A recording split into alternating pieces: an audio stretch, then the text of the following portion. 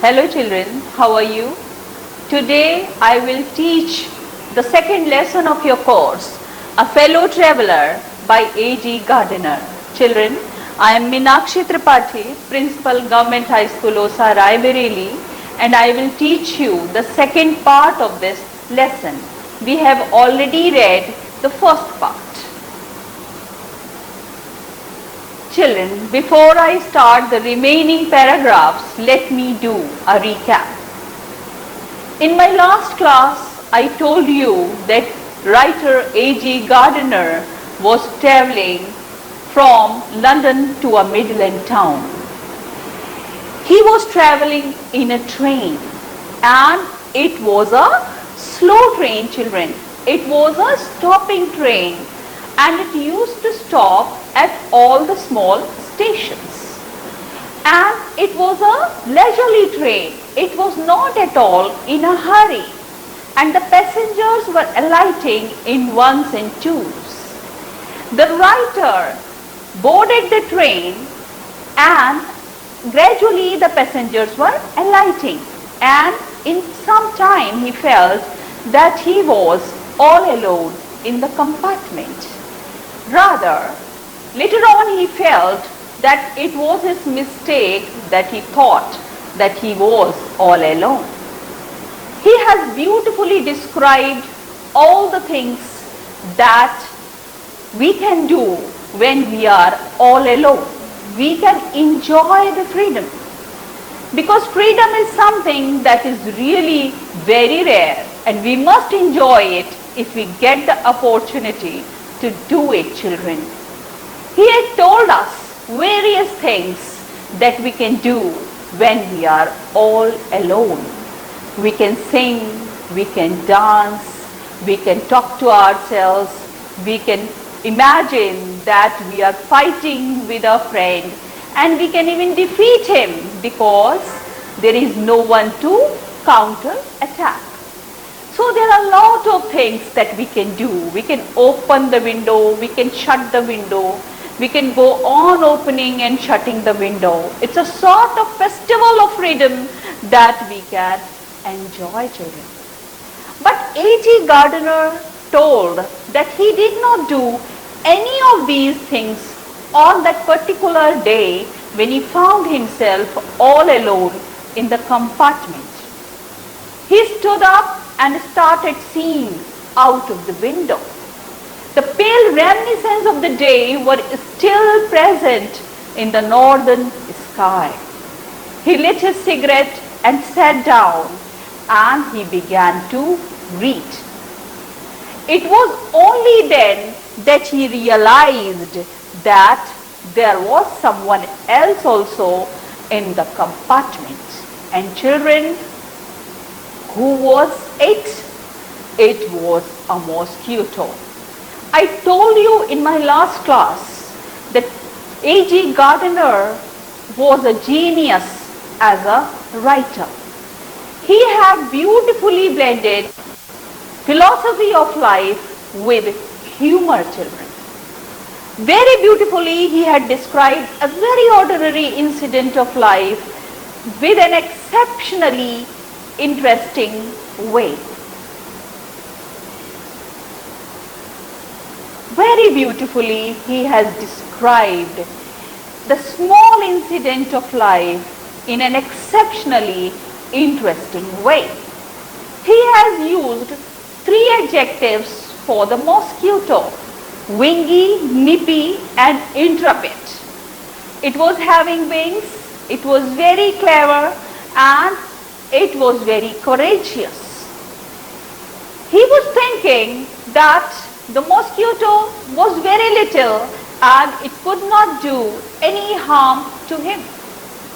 But it was really a misunderstanding of the writer, because later on he felt that it was not the truth. Children, these were the things that we studied in our last class. Now we'll study further. First of all, it sat on the neck of the writer. The writer flicked him off, and he thought that very easily it would go. But he was mistaken, children. Because the mosquito took a round of the whole compartment, all the 3 dimensions, and then again it came and sat impudently, very rudely. It was not afraid of the writer. Very rudely it again came and sat on the back of his hand, children.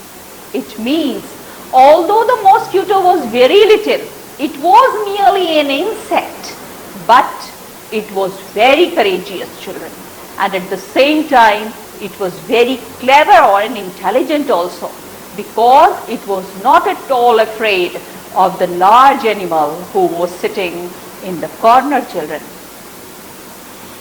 The writer said, magnanimity has its limits. Actually, there was a sense of superiority in the writer. He was feeling that he was superior to that little creature. And he was a distinct personality. He was an august person. He was a distinct personality. And how was it possible that that small incident could disturb his repose? He was not able to tolerate it because his sense of superiority was hurt, children.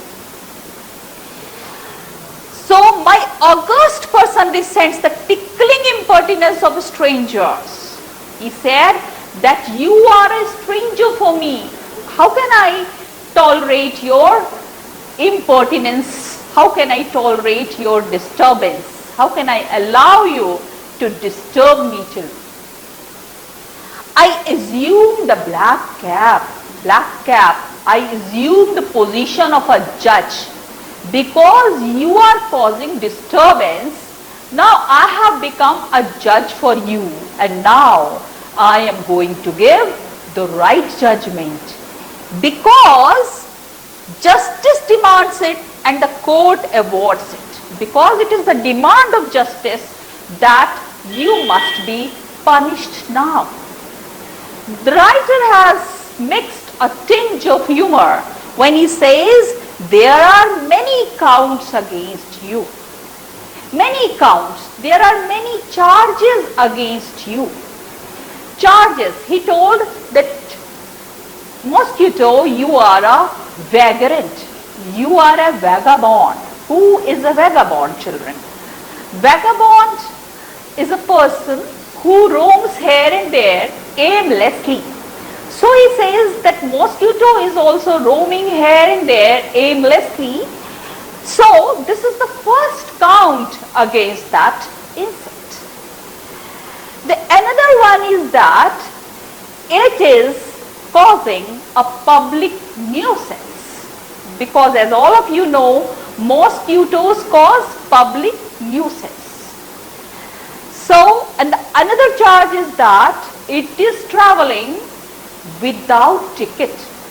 It is inside the compartment, but it has not taken any ticket. So how can it be possible that it is breaking the laws, it is breaking the rules and regulations of the railways? This is also one of the charges. Another charge is that it has no meat coupon and still it is sucking the blood. So the writer is saying that for all these and many other misdemeanors, I am going to kill you. The writer is full of superiority feeling, and that is the reason that he said that I have given you the death sentence. Now nobody will be able to save you. His personal vanity was aroused. His personal ego, vanity, ego aroused, and he decided that he would no longer accept the disturbance of this little insect who had no identity in front of it, because it was such a small insect. How can he be defeated by such a small insect like mosquito? So he decided that he would kill it at all costs. and he made all the efforts to kill it. He launched at it with his paper, with his hand, and when he saw that he was not able to kill it, he used or he adopted tactics of feline cunning, cat-like cunningness. What did he do? He waited till the mosquito alighted, and when he saw that the mosquito had alighted, he attacked it with horrible stealthiness. Children, these were all the techniques that the writer was adopting to kill the little insect, the mosquito. You can see he was such a huge animal, he was such a big human being, and the mosquito was so small, still he was not able to kill it.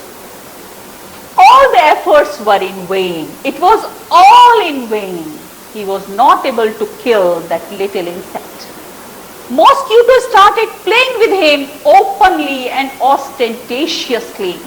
Ostentatiously is also openly. So the mosquito started playing with him. He felt that the mosquito very easily, it was enjoying the battle with the writer, and he was feeling so helpless. He was feeling so humiliated that he was not able to kill the mosquito. Although in the very beginning he was thinking that it would be very easy for him to kill the mosquito. But now he was feeling that it was not such easy as he was thinking. The mosquito was acting like a skillful matador. Children, all of you know that in bullfighting the role of matador is very important, because it makes the bull furious and completely the bull is under his control. So the writer has given a beautiful example.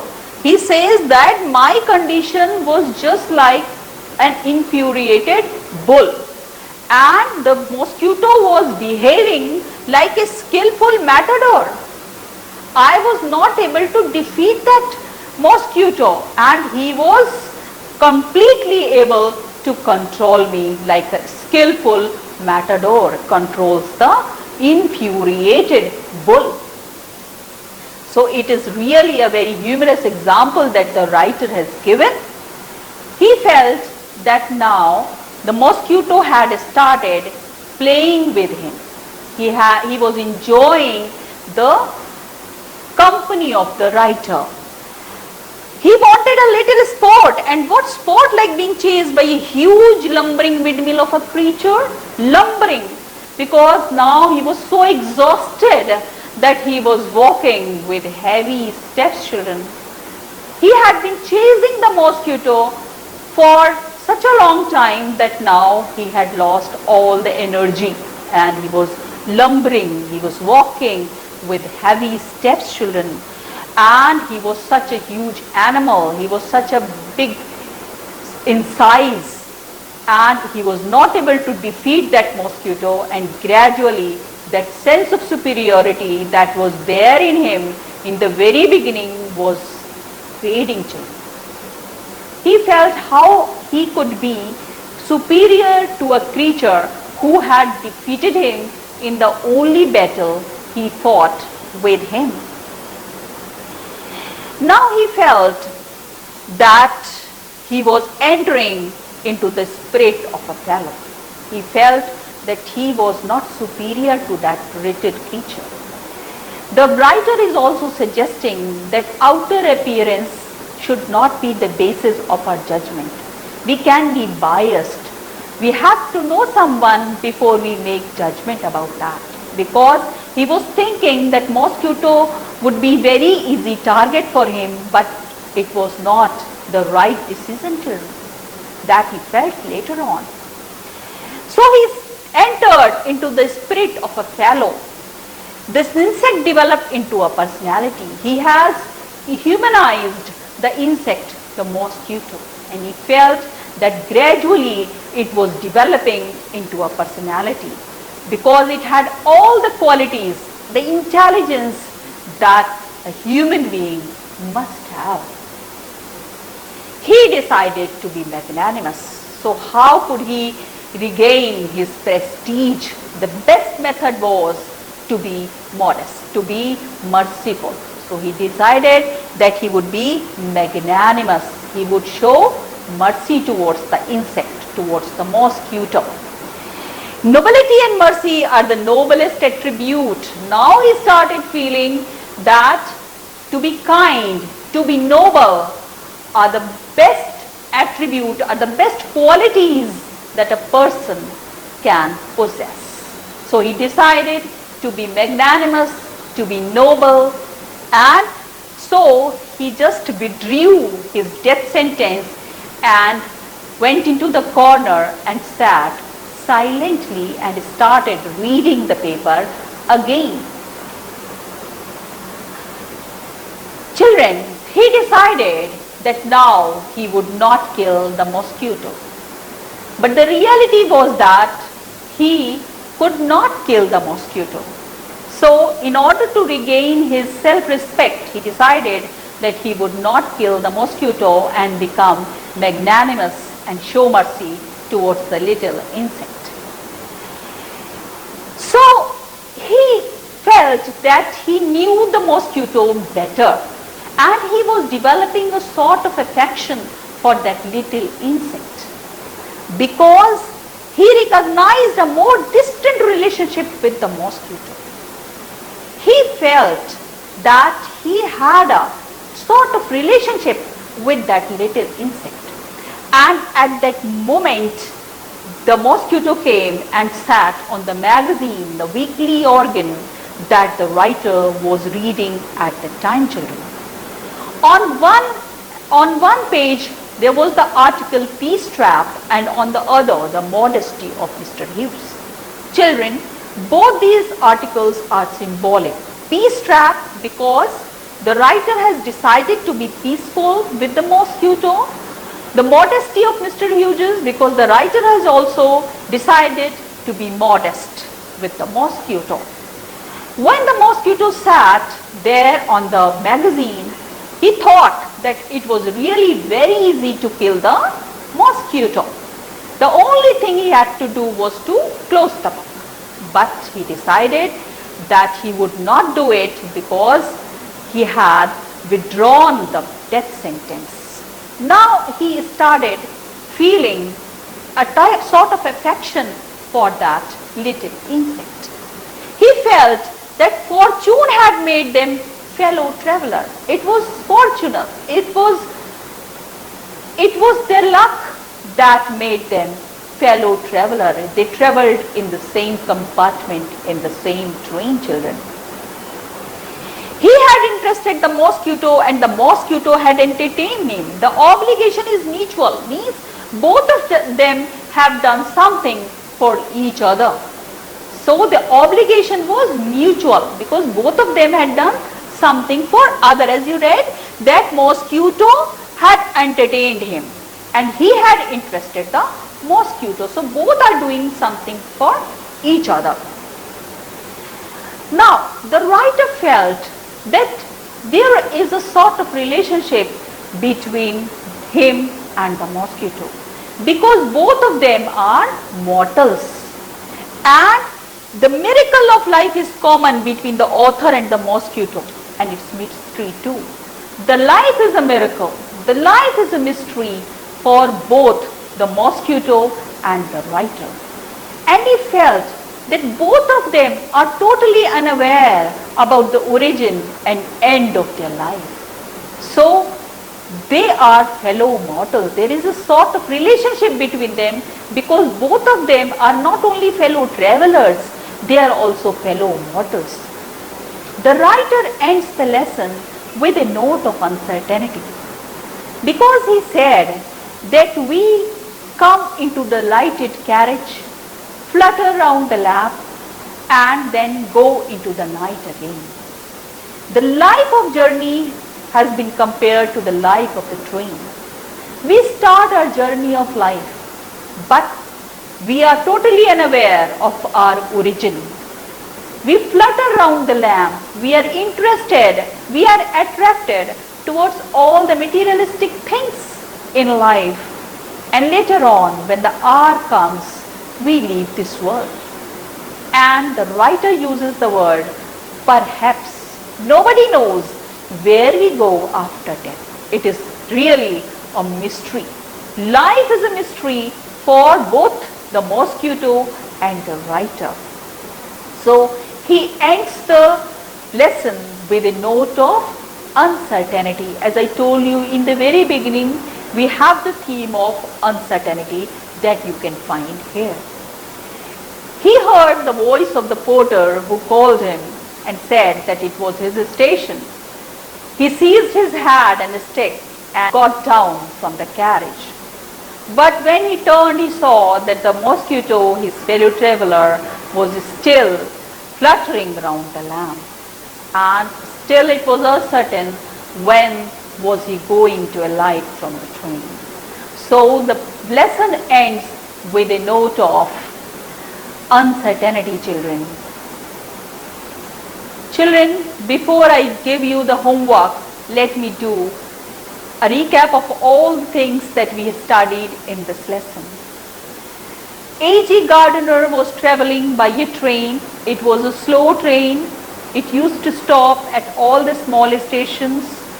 He told about the luxuries of freedom and all the things that we can do when we are all alone in the compartment. He told how we can enjoy the freedom. We can sing, we can dance, we can play marble, we can enjoy the freedom, we can shut the window and open it. We can stand on our head, we can lie on the cushion at the full length. But the writer did not do any of these things. He was enjoying the pale reminiscence of in the northern sky. And later on, he felt that he was not all alone. He had a fellow traveler also inside the carriage. And he had beautifully introduced that fellow traveler. It was a wingy, nippy interpret that we vaguely call a mosquito. That mosquito was a very little insect, but the writer was not able to get victory over that little insect. First of all, he was feeling that he was superior to that creature, but later on he admitted the defeat and felt that he was not able to kill it. Although he gave it the death sentence, but he was not able to kill it. So in order to reassert his prestige, he withdrew his death sentence and decided that he would not kill it and he would be magnanimous, children.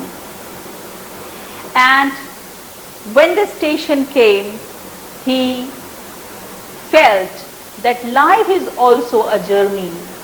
We begin our journey and we end our journey. The life comes to an end, and he felt that there is a distant relationship between him and the fellow traveler, that is the mosquito.